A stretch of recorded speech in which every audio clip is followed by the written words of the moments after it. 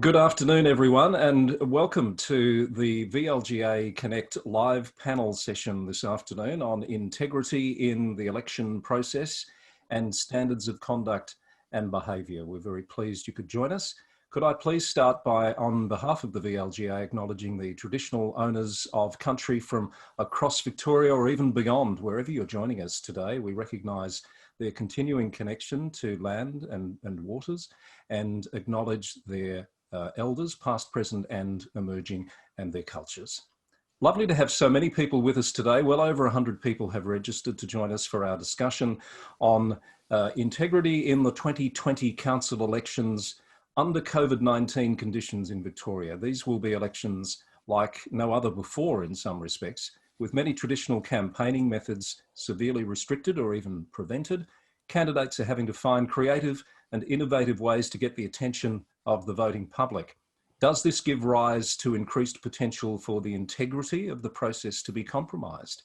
How are the integrity agencies approaching this election period differently than in previous elections? There are also new governance and integrity regulations currently subject to consultation that will set the expectations for standards of conduct to be enshrined in new Councillor Codes of Conduct after the election. Today is also an opportunity to explore the intent of those regulations and view the expected standards under the lens of the election campaigning period. We're very, very privileged to have with us an experienced panel of speakers today to explore these issues and, importantly, answer your questions. We have David Wolfe with us, the Deputy Commissioner at IBAC and formerly Chief Municipal Inspector for Victoria. We have John Lynch, the Acting Chief Municipal Inspector. Hannah Duncan-Jones, the Director responsible for the implementation of the Local Government Act 2020. No pressure, Hannah, from Local Government Victoria, huge task. And of course, Kathryn Arndt, CEO of the Victorian Local Governance Association, joins us. In the audience, over 100 candidates, councillors, CEOs, governance professionals and other interested people from across the local government sector in Victoria. I'd like to call on Kathryn firstly to do a brief welcome and set the scene for us on behalf of the VLGA for today's important discussion. Hi, Kathryn. Hi, Chris. Thank you for that introduction and good afternoon, everyone. And welcome to yet another live panel on our VLGA Connect program series. Well, today is an extremely relevant discussion, as I think most of our panel discussions have been, and that is on the election integrity and standards of conduct. We're very pleased to have with us two of the integrity agencies tasked with oversight of the regulatory environment, IBAC and also the Inspectorate. And of course, Chris has introduced David and John to you, and also Hannah from Local Government Victoria. Hannah will talk a little further about the standards of conduct, which are currently out for consultation. And I would encourage all of you to ensure that you've gone on to the engage.vic.gov.au website to provide feedback into what is a really critical importance when we're looking at governance at a local level. As Chris indicated, we are in unusual times, of course, going into an election. And the state government, of course, is very conscious of the fact that we have local government elections coming up in October. If you do catch up or have an opportunity to catch up on today's weekly newsroom and governance interviews, you'll perhaps get some greater insight into where the state government is at with considering some of the restrictions that are currently applying for candidates going into these elections. I would now like to hand back over to Chris to formally commence today's discussion. So I want to start with a couple of introductory questions to our panel and firstly note that we don't have anyone with us from the Victorian Electoral Commission today. We've done that quite deliberately to underscore the independence that the VEC has in terms of this process. The VEC is an independent body responsible for running the election process on behalf of councils. The integrity bodies have quite different roles when it comes to the election. And firstly, David Wolfe, if I could ask you to just describe how you see the role of IBAC and your focus during a council election period. Thanks, Chris, and hello, everyone. Thanks very much for joining in. First, I'd like to start off by saying that this is my fourth general council election. So I've been part of the integrity system for the previous three. So this will be my fourth one. And It's an incredibly vibrant, exciting, challenging and important time for local government in Victoria. I think the importance is relevant to different people through different lenses. And firstly, for councillors, for those that are finalising their term, it's important that, you know, for a time to reflect on their achievements in their council term. And for those councillors that are intending to re-nominate, it's an opportunity to campaign again on their achievements and effectively have a performance review by the electorate. So it's a pretty exciting time for councillors. For new candidates, it's again a really exciting time. Candidates that have elected to nominate for public office and take on that really important role and represent their community. As I said, it's a very exciting time. For the council organisation, there's a few challenges in the management of your existing council through the period of campaigning, and then to deal with what they may have as a new board, which comes with challenges around perhaps a new strategic direction, new governance arrangements, of course, the induction process. So there's some challenges for the organisation, but again, it's quite exciting for them in terms of what that might play out. I think most importantly, it's a really important period of time for the community. It's the opportunity for the community to cast their vote and elect who will govern their municipality for the next 4 years. And that's incredibly important in terms of a democracy. So where does IBAC fit into this integrity regime? So IBAC, as the Anti-Corruption Commission for Victoria, has the role of identifying, investigating and exposing corrupt conduct in public bodies and of public offices. Now, there's a bit of a distinction in an election period for councils in that public offices and public bodies relate to councils, so councils as an organisation and the employees of councils, and of councillors that currently hold the position of a public body, of a public office, I should say. So our jurisdiction is limited to existing councillors and the council organisations. And this is the period in time where the Chief Municipal Inspector, so John and his team at the LGI, have much broader jurisdiction over the electoral process and all the electoral provisions and offences under the Local Government Act, which can apply to candidates, people assisting campaigns, to voters, to a much broader jurisdiction than what the IBAC has. But in saying that, we have a role with the LGI in managing complaints around the public offices, and also ensuring that if there's assistance required in the integrity of the democratic system, that's where we'll be able to assist and help out the LGI in their role. So in broad terms, our role is, as I said, for high-level corrupt conduct that is focused on the public offices and the public entities themselves. Thanks, David, for that context. That's really important. I'll come back to you with some more specific questions shortly. I might move on to Hannah Duncan-Jones from Local Government Victoria, Director responsible for the implementation of the Local Government Act 2020. And of course, there are some provisions in the Act that are coming into play for the first time. Hannah, if you could take yourself off mute, I wonder if you have a particular role at Local Government Victoria during the elections, or do you get the chance to sort of sit back and observe how things are going? And is that your role? Thank you, Chris, and thank you everybody for attending today. And I'm really happy to be participating in this panel. So essentially for Local Government Victoria, our work has been done at this point in time in relation to the elections. We were setting up the framework in which the elections would occur under the new Local Government Act. So that's involved things like new regulations and the mandatory candidate training. However, we will be continuing to support candidates through to the close of nominations, undertake that candidate training if they're having any issues with accessing the system, as will all of our colleagues in each council as well provide support if they're contacted directly. So the role for Local Government Victoria has been really much making sure that every other entity is ready to undertake their role in the elections. So the VEC has got everything that they need in order to conduct these elections on October the 24th, and are prepared in relation to any matters that have emerged due to the pandemic.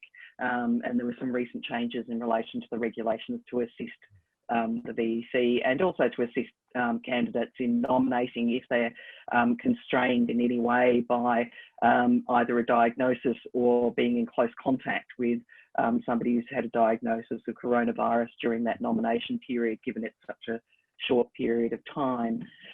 But no, it doesn't mean that we sit back and do nothing. We're still very heavily focused on the implementation of the Local Government Act and the really important work around integrity that will come into play as of the 24th of October for the new councils coming in.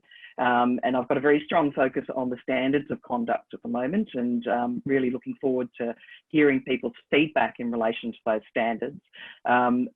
The concept between introducing a mandatory standard of conduct across the whole of Victoria that will be placed in each council's code of conduct was to put in place some clear statements that describe to people what would be the behaviour that you would see if that standard wasn't being upheld, to ensure that people can take swift action to stop governance issues escalating. So if something is easy to understand, oh, I can see that standard, I can see that behaviour doesn't accord with that standard, I now know what I can do by effectively utilising also the new provisions around arbitration to take action in relation to that conduct issue.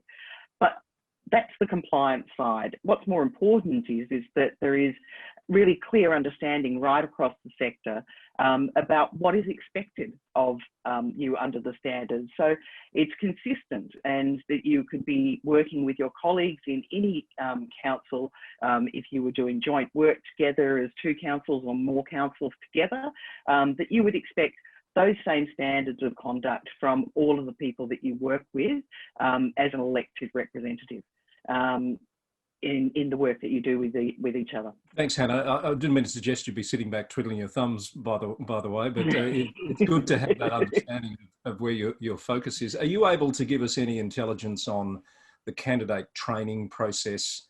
I imagine that's been a useful barometer to get a sense of how many people are expressing interest, particularly under the current circumstances, in running for council. Yeah, look, it's very exciting in terms of the number of people who have registered and undertaken training already under the new program since it was released a little over a fortnight ago.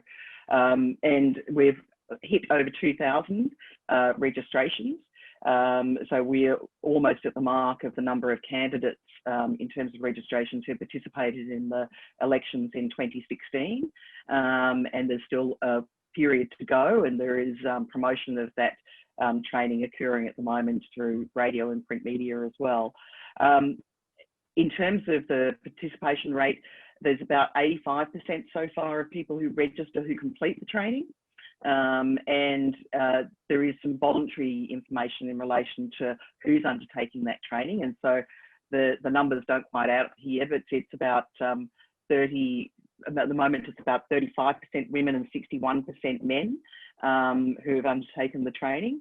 And there's also about 1.4% who are identified as Aboriginal or Torres Strait Islander who've participated. So really, really good numbers, but we're very keen through the work that we're doing with the VLGA, with Local Women Leading Change, with your council community, I'm going to get this wrong, the YCC program, and also the It's Our Time to encourage diversity of candidates. And we really hope that we'll see that, certainly that shift in relation to the number of women candidates participating in the elections this year, as well as Aboriginal and Torres Strait Islanders.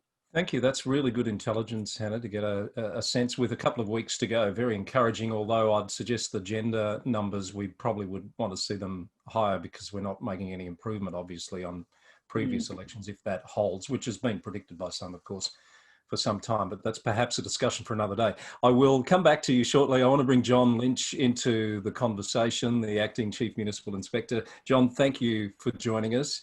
I wonder if you could give us a sense of where your focus is, particularly during the election period, just so people get the idea of the distinction between the roles of the different agencies. Terrific. Thanks very much, Chris. I suppose, look, like all integrity agencies, the inspectorate's role is to protect the institutions of government. And in the upcoming election, we're going to be focused, I think, on 4 main areas of activity, basically intended to ensure that the Victorian public can be confident that the elections are being conducted as transparently and free from interference as possible. So first off, we've got offences and breaches of the Local Government Act, which are basically the Inspectorate's core business. So investigating offences under the Act, examining possible breaches of the Act, and increasingly now the carrying out of public interest complaint investigations referred to as from IBAC.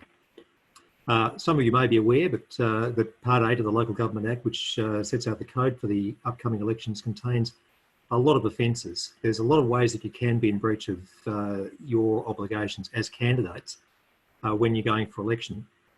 Most of these are fairly regulatory in nature, but there are some that are very serious, like bribery and interfering with postal ballots. So we'll be looking at all those sorts of complaints in detail. I'll be talking about those, I think, as we get further into this program. The second area that we're going to be looking at is monitoring the integrity of the candidate nomination process.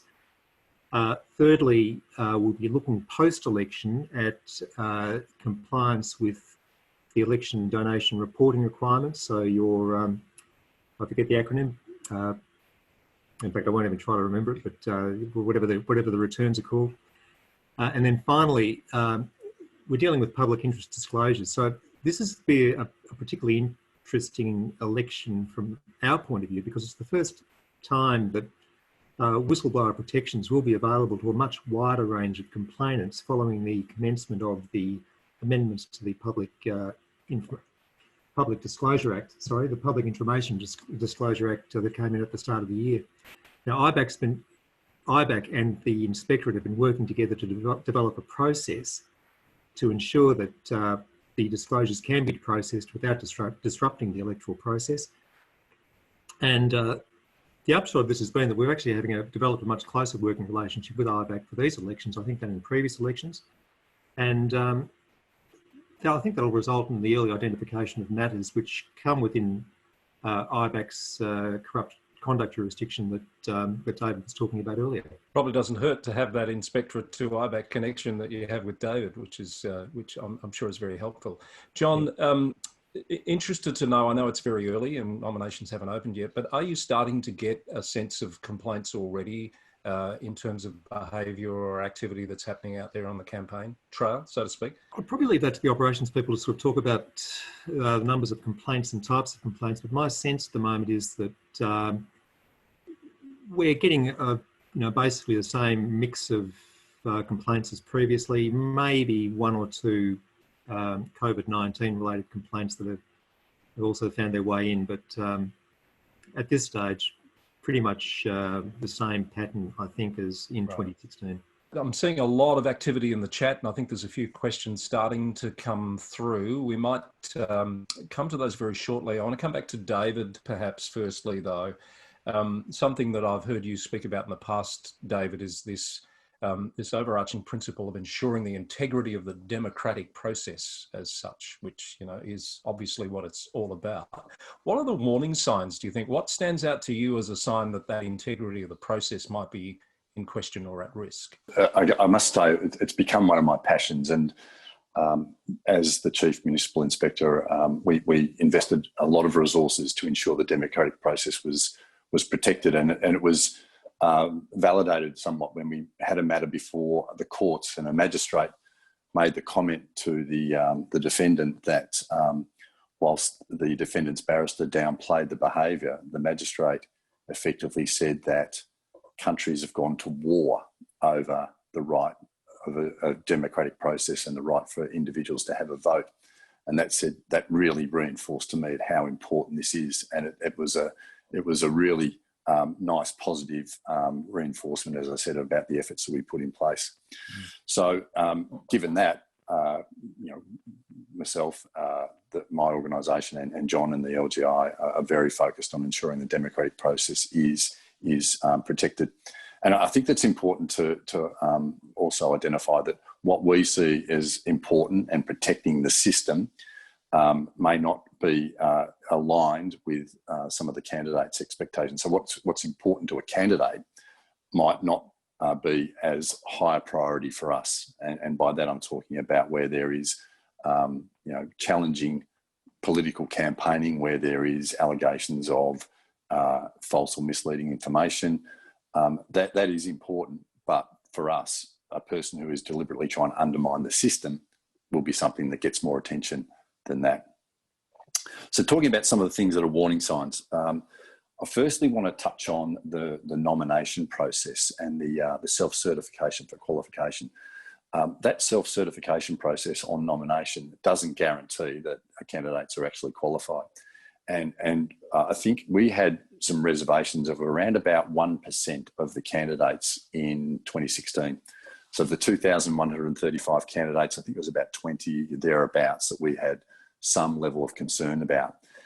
That doesn't sound a lot, but the implications of a non-qualified candidate going through an electoral process is quite dramatic. It means that votes are being cast for someone that ought not be in the ballot, and it also might mean that someone's elected to office that is not qualified to be elected. Therefore, unwinding that, unravelling that if they're in office and have been making decisions is incredibly complex. So that front end of the process where that is tested and reviewed, and I think that's something that John will talk about in a minute, is incredibly important. A couple of the other warning signs we see, if you have a municipality that has a very high number of candidates, and particularly a high number of candidates in wards, that tends to indicate there is something awry. There's a bit of a formula around the number of positions and the number of candidates. If it's something outside of that, that tends to set off alarm bells. And for example, Wyndham in 2016 was a very strong demonstration of that.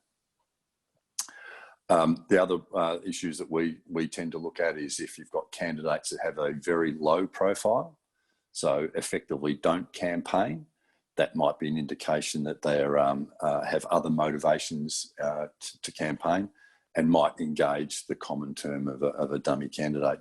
And I do see the mandatory training, candidate training, as a step to addressing that, and we certainly congratulate the government for introducing that as part of the process this time around. I think it's a really, really good step forward. And the other warning signs for us are probably the more visible things. So the campaign behaviours which might be in contravention of the legislation. So, rudimentary things like theft of signs or defacing signs or false or misleading material, even scaling up to bribery of candidates or threats or intimidation. Those sort of things which are prevalent through a campaign are a pretty reasonable indication that there is a problem in the area, and it's something that needs to be addressed by the agencies. A range of things there we could unpack, and I imagine there'll be questions from the audience too. I want to come straight back to John though on that that nomination process and monitoring the integrity of that, if you like. John, for example, how do you identify? Do you even try to identify a dummy candidate through that process?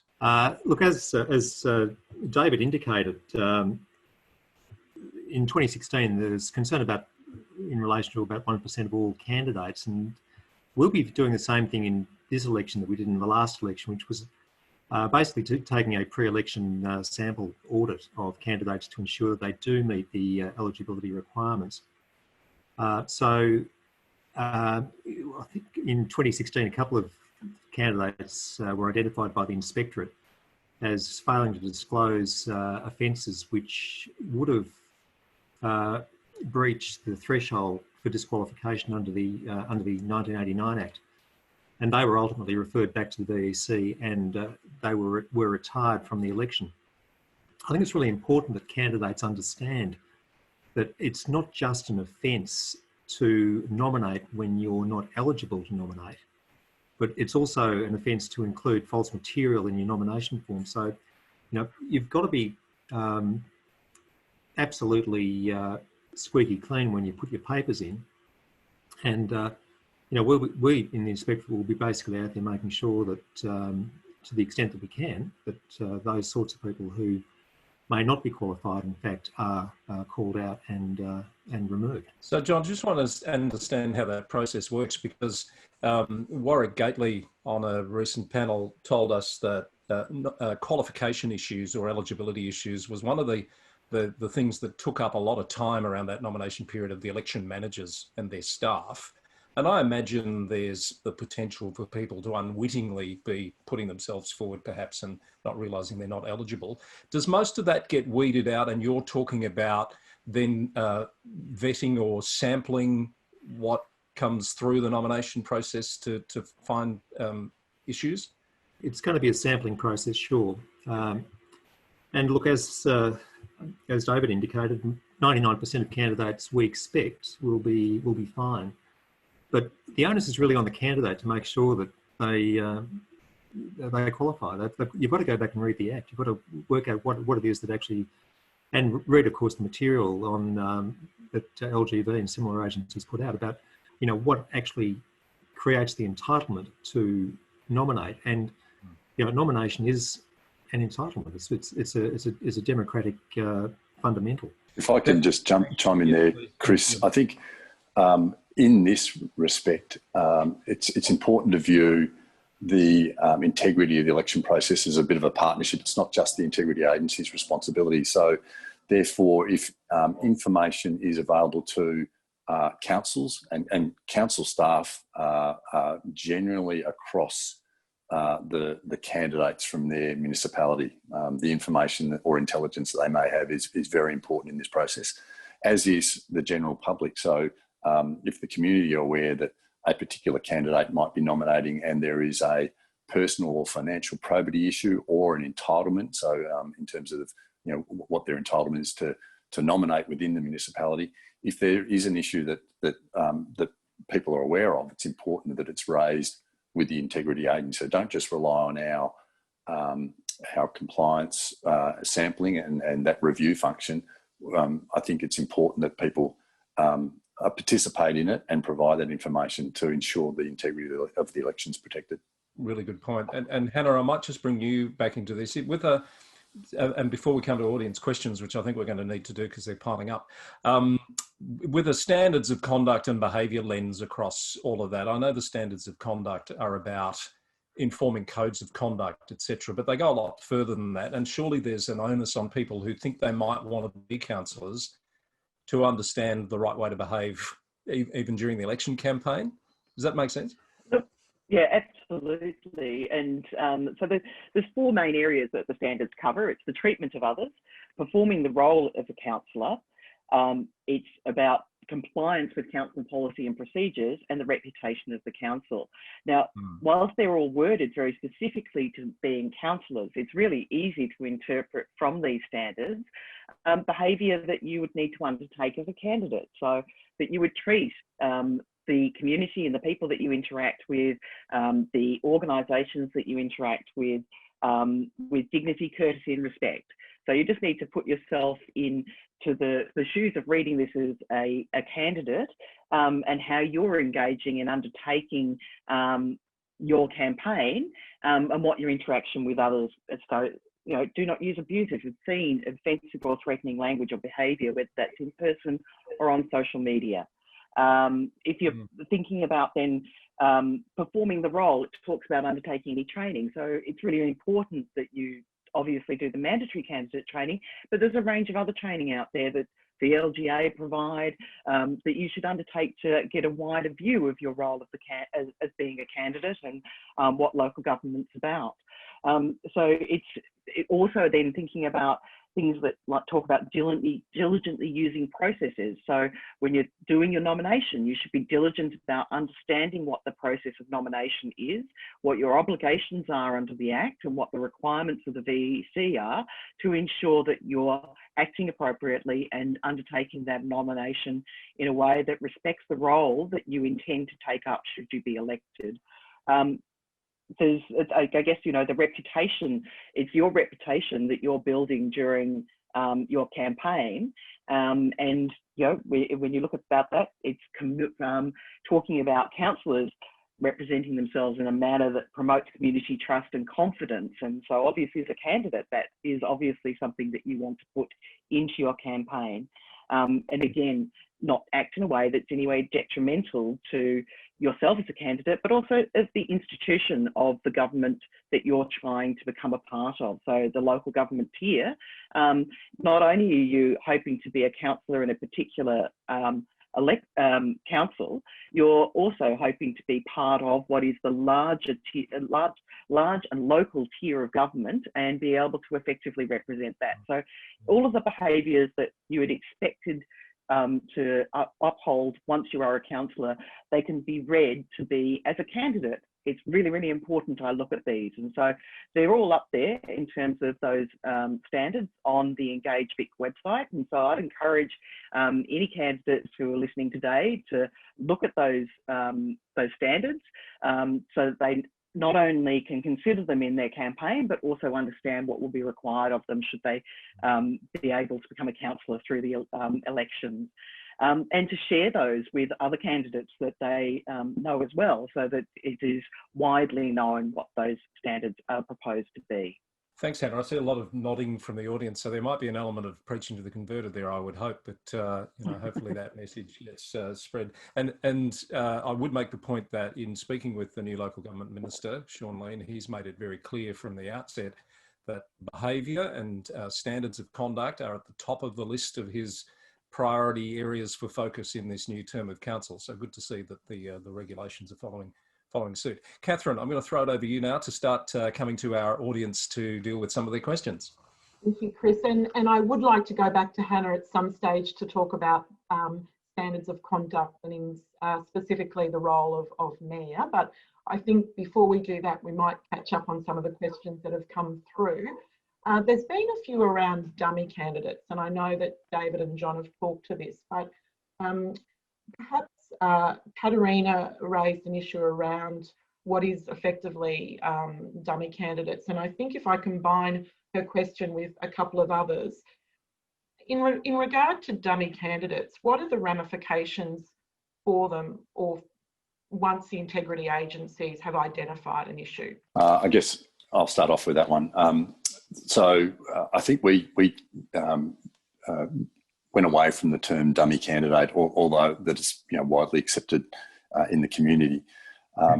We renamed them non-genuine candidates, and there's no prevention to a person nominating for the role of office of councillor and then not campaigning and not participating in the actual electoral process.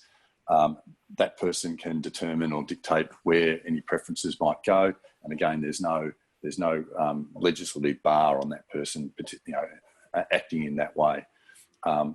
Is it right? Well, that's a matter for the community to decide, and I think it's really important that ultimately the voters get to decide that. And often the community, I've heard the community and the voters be derided in some respects in that they're not informed about the way they go about casting their vote. I actually challenge that, and I think the community is quite smart and quite savvy and can see through less genuine or non-genuine candidates.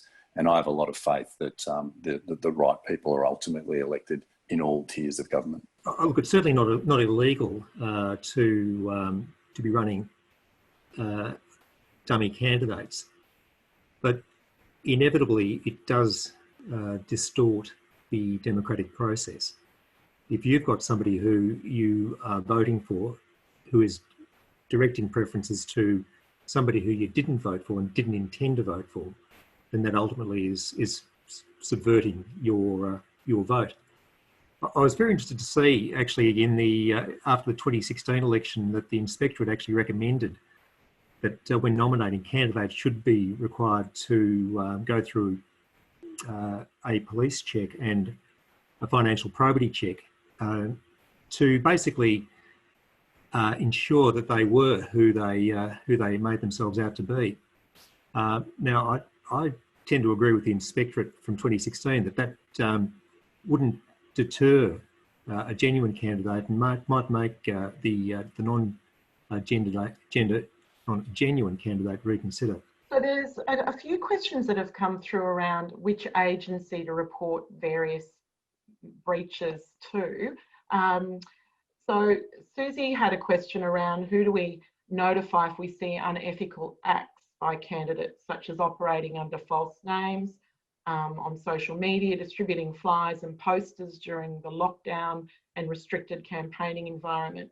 And I guess that would probably go into a conversation about the role of the various agencies too at that high level. Well, I think most of those matters that have been identified probably fall within the Inspectorate's bailiwick. They all look like they're offences under Part 8 of the Electoral Act.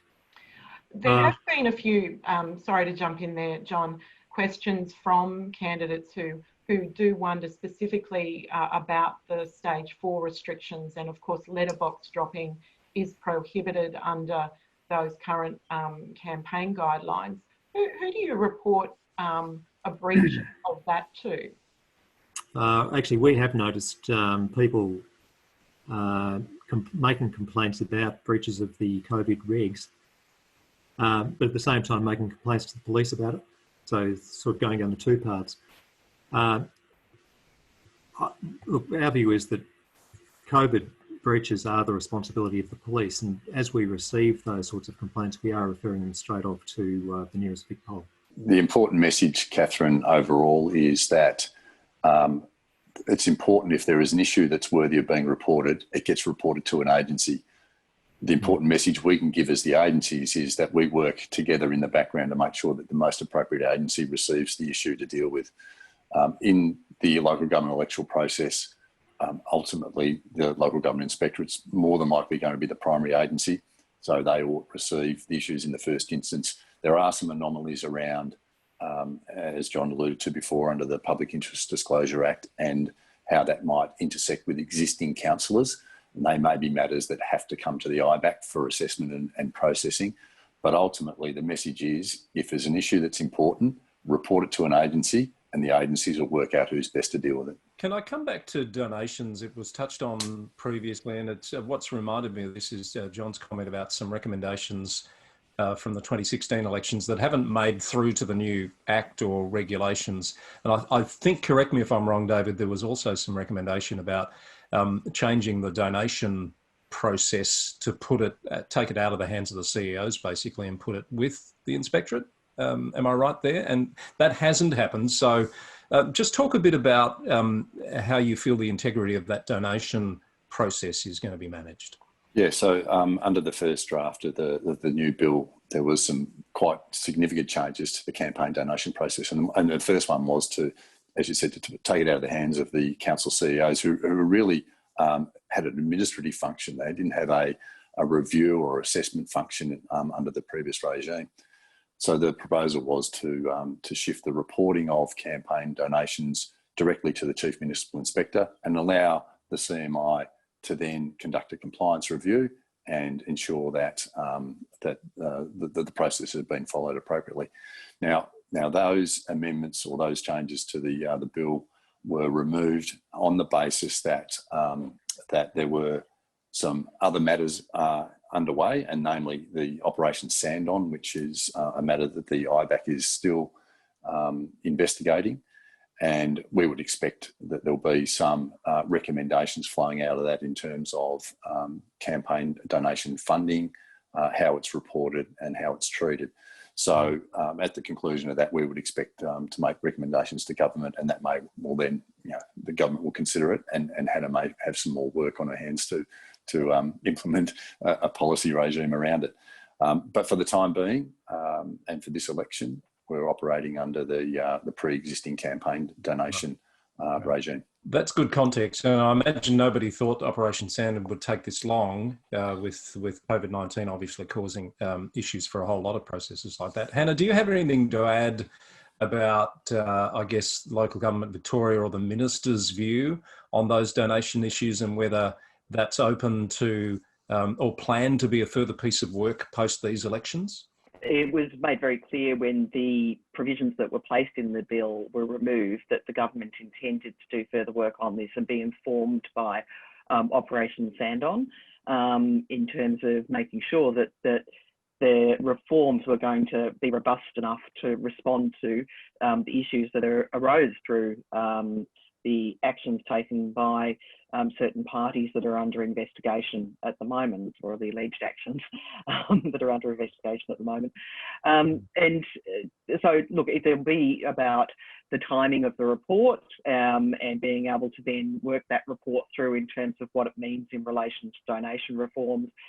It'll also be looking at things that are broader than just donation reform, so the lobbying, those sorts of things. What kind of processes need to be in place to assist councils in those areas as well, to ensure the integrity of decision making at council. So we'll look for those recommendations and look for the appropriate time in the legislative program to bring forward those reforms, and also working with, it'll have to be worked through about what is the process about discussion in relation to those reforms with the community and the sector as well. I just wanted to go back to John while we're on donations, just for a comment on the process post-election in terms of your approach to reviewing whether people have complied appropriately with the donations return, and will that follow the same pattern as previous elections? Yeah, we're going to be adopting the same practice of as the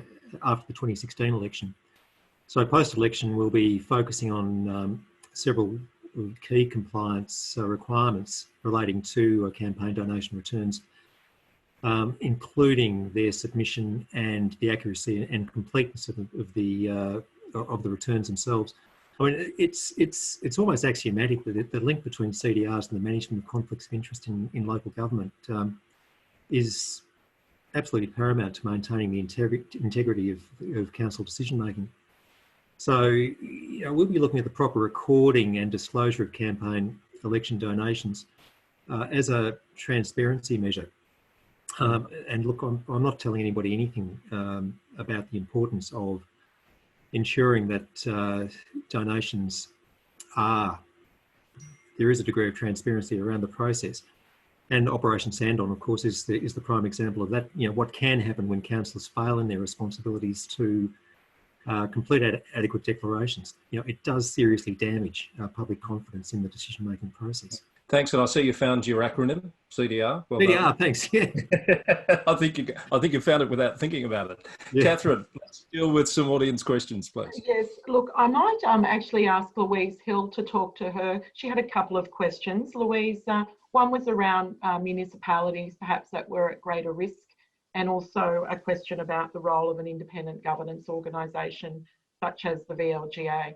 Thanks very much, Kathryn. Excuse me, but I have two young children playing in the room with me here, so I'm trying to keep their noise down. My question firstly was in relation to the pattern of election integrity, and what can councils specifically do about that, and are there particular municipalities from your experience which are at risk? Second question, well, perhaps I'll deal with that one second then. So I don't know who would like to respond to that one. Thanks, Louise. Perhaps I'll start off with the risk issues in terms of municipalities. There's some reasonably obvious risk issues. If you've got a municipality that has significant growth and significant development, then you have opportunity for the information around that growth and development is quite valuable. So therefore you may have people that are intending to either obtain the office of councillor or have people close to them obtain that office of councillor for motives other than the greater public good. And that's always challenging. And that was demonstrated, as I said, we had Wyndham and Casey of 2016. We had a high number of candidates and vying for positions. And again, the Wyndham example, which we explored in great detail, demonstrated that there were two particular syndicates that were trying to manufacture actual candidates being elected by way of dummy candidates, and preferencing and even fraudulent candidates. And that was all with the objective of obtaining some element of power within that jurisdiction. So I think that's quite an obvious one for a risk issue. But again, you'll have other municipalities that have discrete issues occurring, so quite small on a state-based scale. What we would perceive as quite small issues occurring where there is a drive to influence that from a particular perspective, and generally it's around advantaging the individuals or close associates of the individual. So they're the sort of things that we would look at from a broader perspective around risk. Thanks, David. And I think, Louise, you had a second question. So obviously the VLGA is an independent governance body. So just wanting to know from the integrity agency point of view, what is it that you see as the most valuable role that the VLGA can play to ensure the integrity of elections? Oh, just quickly, I might throw over to John for this one, but from my perspective, Louise, I think I mentioned it before about it's a partnership. Everybody plays a role in the integrity of the election. So the representative bodies are very, very important in this space. And what we're doing right now is a key component of it. So the early discussions around issues, informing potential candidates around what the requirements are, what the roles of the integrity agency are, I think that's really important. So again, from my perspective, it's an incredibly important piece of the puzzle in that partnership arrangement.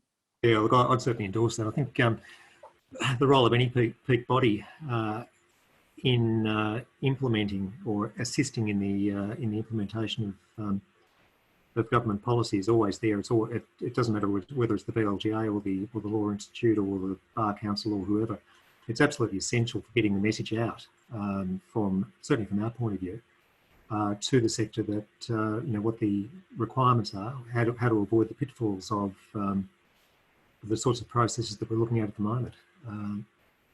It's absolutely essential. Thank you for that question, Louise, and also for your comments, David and John. And certainly, as Hannah indicated, the VLGA has run almost probably over 100 candidate information sessions. If we look at our Local Women Leading Change program, our general candidate information sessions, and also our Your Community, Country and Council program. And the purpose of that is twofold, and it relates to the point David made about ensuring the democratic process. And it's around encouraging participation, and also, and what that looks like is not only participation as a candidate potentially in an election, but also as a voter. And it's really important that community members who have that right to vote understand the importance of casting their vote in an informed way. And it's of course equally important that those candidates who do put their hand up and nominate are very aware of the legislative responsibilities they have for governing a multi-million-dollar service delivery business on behalf of their municipality. So that is certainly a strong focus of the VLGA as the only independent governance organisation in the sector. We could go to Councillor Sandra Wilson. You had a couple of questions, Sandra. Yeah, thanks, Kathryn. Just in relation to David's comment about candidates who have a low profile, that's a kind of trigger for picking out a non-genuine candidate. But with social media being one of the most predominant methods of communication at the moment and going beyond what may be a further lockdown, let's wait and see on Sunday. But what comments do you have to say about the use of social media in boosting someone's genuine profile more at the moment? Yeah, it's an interesting comment. I mean, the rise of social media is something that I've been able to observe over the last 3 election campaigns, and coming into this one, I think it'll be even more important given the restrictions on what we call traditional campaigning techniques. There are some clear advantages in social media use, and there are some people that are very savvy at that. There are also some pitfalls in terms of the material that's posted and complying with the electoral regulations. What I think was, what we'll see in 2020 is it'll be the social media campaign that'll be the fundamental and the primary method that candidates will have to communicate with the community. So it will be a really interesting observation to see how it transpires. And I think John and his team will be challenged by a number of the issues that might arise in terms of the conflict with the legislation, which is again something that's not clear, and it's something that federal, state, and local government are still grappling with about how the electoral provisions can keep pace with the rise of social media. Yeah, so certainly, I'll be absolutely fascinated to see the profile of complaints as they start to roll in. I think to date, the complaints have been fairly sort of traditional, if I can call them that. But yeah, this will definitely be the social media election. It's not just happening here, of course; it's happening everywhere. So the challenges, yes, I think that they will be there, and they will be met as best we can.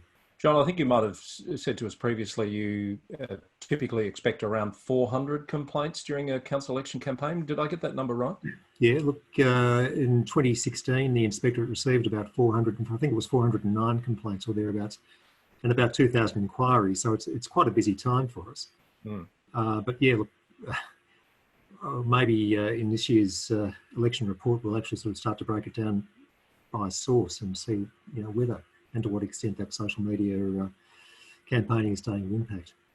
That's obviously having an impact on what you'd be normally doing outside of the election process. I wonder, I don't know if this is a question for you or David or even Hannah. I've just got the phrase in my head about, while the cat's away. What tends to happen in terms of behaviour and issues that might normally come to your notice outside of election period time? So it's about prioritisation, I guess. Yeah. But is there an increased risk of people getting away with stuff while they know your focus is on the election? Do you know where I'm going with that? Absolutely not, Chris. So no, look, we adapt. So every 4 years we take on extra resources to deal with the influx. We know it's coming, and we let it run from there. So there's absolutely no risk that complaints or bad behaviour will escape attention during this period. It's a relatively compact period of time, and we basically most of our resources do go into the election, but other matters don't get missed. Very sensible answer to a rather mischievous question, John. David? I think it's important to note too that our business is still conducted as normal, and we have had a number of conversations with John about where we can assist with resourcing if need be. So it's an opportunity for the integrity systems to work together and put the appropriate amount of resources for the appropriate issue at the appropriate time. And I think that's important for the government and the community to see that the integrity system is able to be agile. There was a question around how scrutineers will be managed in this election, and I understand that sits predominantly with the VEC, and they have the task of ensuring that any scrutineering process is COVID safe. But Hannah, did you want to make some comments about that? So I guess that what is really important in the democratic process is the role of the scrutineer, and the provisions in the regulations enable that to occur, but it is also an election like no other.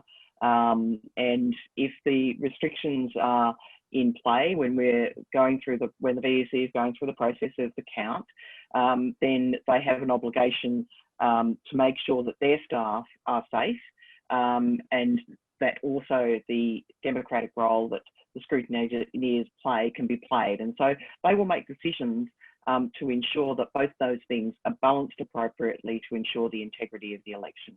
I've got a question from the audience. Could the agency share their view about council's role, in particular if the council receives complaints about candidate conduct or behaviour, particularly councillor candidates? What are the expectations of the CEOs, and what are the expectations, if any, of the mayor or other councillors under the Code of Conduct process? Sometimes I've had a sense that councils become a bit hands-off during the campaign or the election period, and that's clearly not the case and should not be the case. As I mentioned before, our jurisdictions engage when a public officer, so a councillor, may breach one of the provisions in the legislation, and that could then come within the description of corrupt conduct, and that's something that we would then take interest in. So it's important that those matters are treated not just as a campaign issue, but a public officer maybe acting improperly. Again, it's important that the councils are actively and involved as a partner, as I said before, in the integrity of the election process. So not turning a blind eye or thinking that the problem is someone else's problem. They'll just wait until the election's over and the election's called and we get our new council.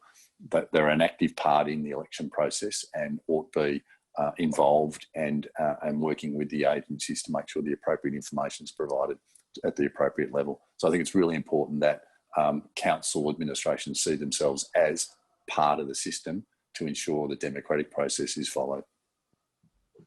I guess if in doubt, you know, do inquire, do make a complaint. As David says, it's really important that you know, councillors and council staff are aware of what's actually happening out there in the electorate and call it out. While I'm asking mischievous questions, this one could come under this heading as well. I don't know if it's for David or John or Hannah even, but should sitting councillors be held to a different or a higher standard during the election period as opposed to candidates who perhaps it's all new for them? Well, it's a tricky one, Chris. Behaviour in election periods is generally a fairly good window into how people are going to carry themselves if they're elected into public office. Holding people to different levels or different standards, I'm not sure is the right way to look at it. People acting at a level or a standard that is commensurate with the role they're seeking, I think, is the way to view it. And as I said, if there are behaviours exhibited through that period that aren't acceptable, then ultimately, and again, I've got great faith in the community will decide whether that's appropriate or not. And I would hope that it's reflected at the ballot box. Hannah, any comment on sitting councillors obviously are required to complete the candidate training as any other candidate. Was there ever any consideration that perhaps councillors wouldn't have to do it? No, I think it was particularly in the context of a brand new piece of legislation coming in, which has stuff that the sitting councillors right now aren't aware of or haven't had to undertake in the current term. It was really important, and it's about a level playing field, and it's about reaffirming understanding of the provisions that they would be required to understand coming in to be a councillor. And it doesn't ever hurt anybody to do a little bit more learning. Lifelong learning is always a great thing.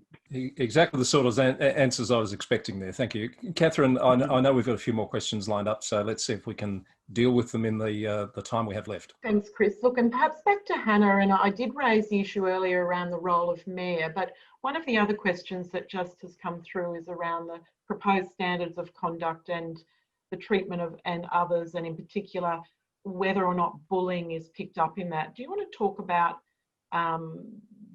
whether or not that is the case?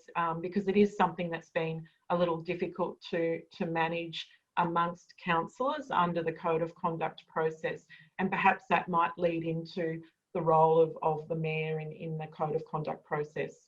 So look, I think that it is really important to understand that the standards of conduct are only one part of the integrity framework that sits within the Local Government Act, and there is then really important to look at the descriptions in relation to conduct and gross misconduct, serious misconduct, and where bullying and sexual harassment sit within those, so that it's an integrated approach, and they come together to provide the platform in which you can take action if you need to.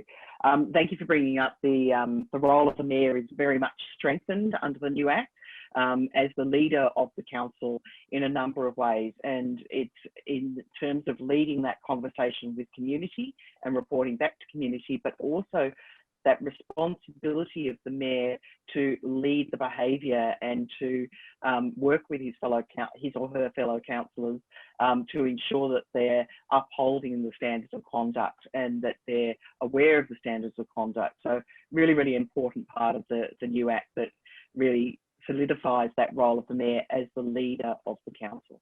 We've got a question here, which I think will probably be of interest to most of the audience, and that is, when does the function or the role of councillors cease during the election period? 6 a.m. on the 24th of October. They're no longer a councillor. But noting, of course, there are some restrictions on decisions that can be made through the election period. But as Hannah said, councillors go out of office at 6 a.m. on the 24th of October. Just in time to watch the grand final. Correct.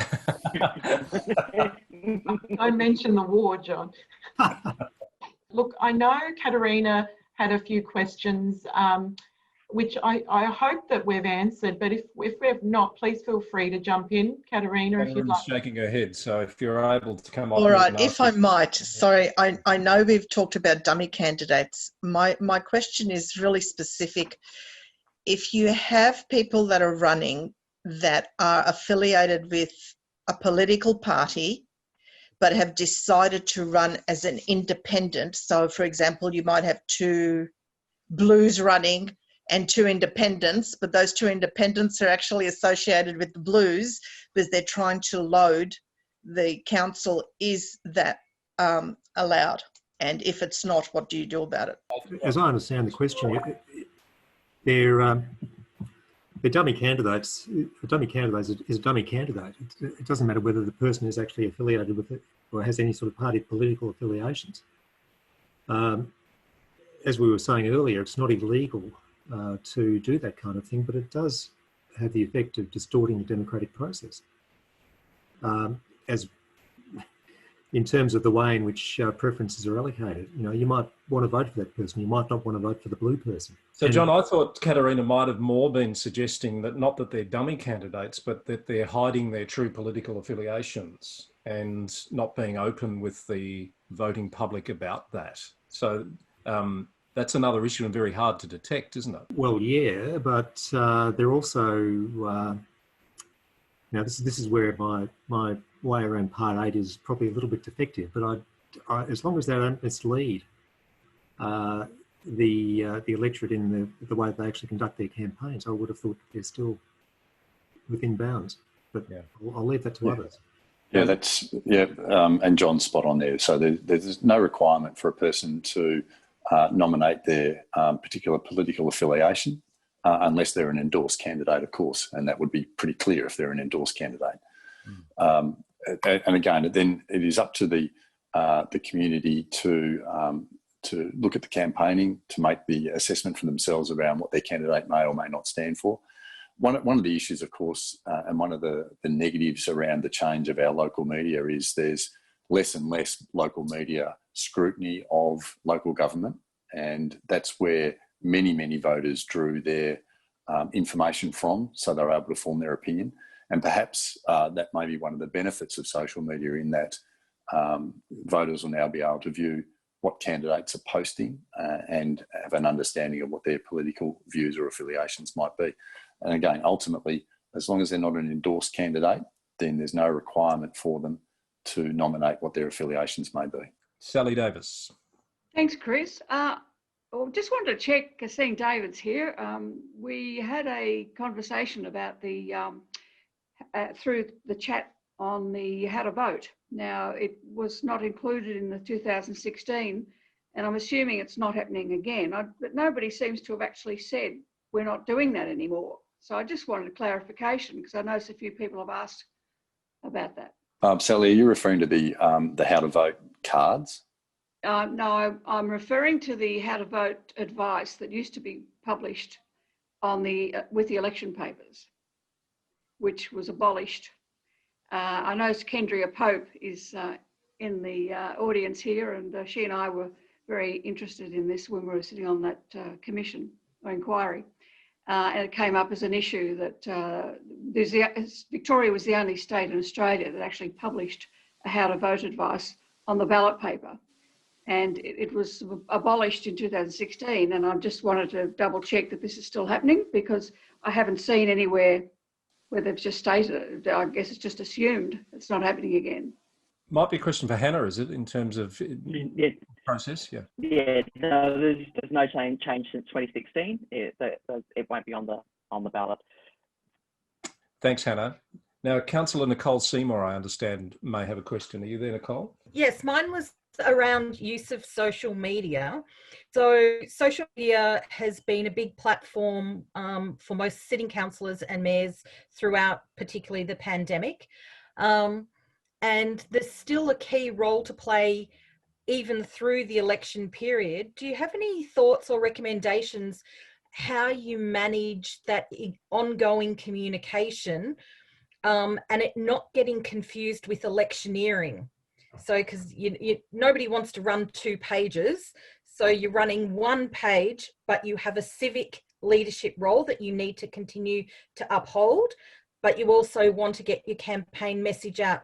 How, in your mind, how do you see that working without breaking any rules? Nicole, I can't actually see how you can run 1 page and conduct a civic role in the election period without perhaps coming into conflict with the electoral provisions around campaigning and what's designated as electoral material.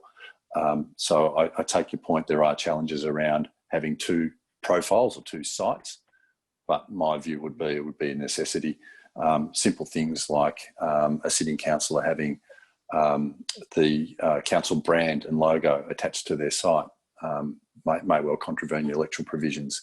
Talking about decisions of council about funding grants or decisions that are being made or on the radar during that period, that could be in contravention of the electoral provisions. So my view would be that the 2 profiles during the period, one as a candidate and one as a holding the office of councillor, would be appropriate. Okay, I see Hannah nodding, so I think panel agrees with that assessment. Thank you, David. Kathryn? Yes, and look, I would bring people's attention to the social media live panel discussion that we had last week, which if you did participate in that or you would like to access the video of that, you can do that via our online portal. But we certainly did cover off many of those issues of using social media as a current councillor and then also in your capacity as a candidate. And I see Tony in the audience today. Tony was on that panel, a former councillor and also a managing partner of Hunt & Hunt Lawyers. So please check that out. Thanks, Kathryn. Councillor Louise Crawford, I understand, has a question she'd like to ask. No, I guess I was just curious that I know that in some of my area there is already misleading materials going out and about, and I'm just curious: does that actually have an effect on the a vote count back if it is found to be misleading, or is it just merely a fine and it doesn't really matter if it's altered the democratic outcome? Yeah, look, I think it's I'm afraid it's probably the latter. It's a blunt instrument in terms of actually protecting the process, but it's pretty much all we've got. All right. Thank you, John. I'm conscious that you need to go. So do you have any parting comments, I guess, about this period for you, John, that you'd like to leave with the audience? Look, I saw a media release from somewhere in part of the sector that described the Inspectorate as a kind of a policeman for local government. It's probably not entirely accurate, but it's sort of inevitable when we're dealing with the investigation of complaints. The Inspectorate's got the systems in place to deal with the complaints that are coming up in the forthcoming election period. We're also working very closely with IBAC and with other agencies to make sure that the elections run as smoothly as they possibly can. Look, I'll leave it at that and just wish everybody well for the upcoming elections, and we'll probably see you on the other side. Thank you, John. Really appreciate you giving us your time, and I know you have another commitment, so hope to see you again, and all the best for this busy period. Truly, thanks. I'll say goodbye. Before we let everyone go, I think we might just ask Hannah to remind us about the process for reviewing those standards of conduct, that regulation. I think there's 1 week left, Hannah, am I right? That's right. Thank you, Chris. It is a really, really important piece of work, and it's not just the standards of conduct. It does cover a number of other important aspects as well, from the oath or the affirmation to the councillor induction process and the internal arbitration process. And it closes on the 11th of September with a view to making the regulations by the 24th of October. So we really, really do encourage you, and I posted the link again, shamelessly, into the text there, to participate, because it is a really, really important thing that we get this right in relation to the standards of conduct, so that we set up the next 4 years with councils so that they can succeed and they've got clarity around what's expected of them. Thank you, Hannah. Really appreciate your time today. Best of luck to you. And David, before we let you go, any final parting words of wisdom? Just to acknowledge the work of councils through the current health restrictions. I think it's a phenomenal job that councils are doing. Councils have never been more important in terms of the service delivery. So I think it should be acknowledged, the work that's being done, and you should be congratulated for it. Thank you, David. Always great to have you on our panels. Really appreciate you making the time. And that just leaves me to thank all of you for being part of the session. We've cracked the 100 again for a live panel session, which I think is just terrific. For those who wish to watch it back, or for those members that weren't able to join and would like to see it back, you will receive some information about its availability from the VLGA in due course. Yes, look, on behalf of the VLGA, I'd like to thank all of our panellists today for your generous time and contribution to this really important conversation. It's always a pleasure to work with the agencies in a collaborative manner, and that certainly is one of the roles of the VLGA, to do that on behalf of our members. I wish all candidates in the upcoming elections the very best of luck. Please check out the VLGA's programs and services that will assist you not only as a candidate, but should you then be elected as a councillor throughout your term of councillor. Thank you, Chris Eddy, once again for your excellent moderation of today's conversation, and I wish you all a very pleasant afternoon.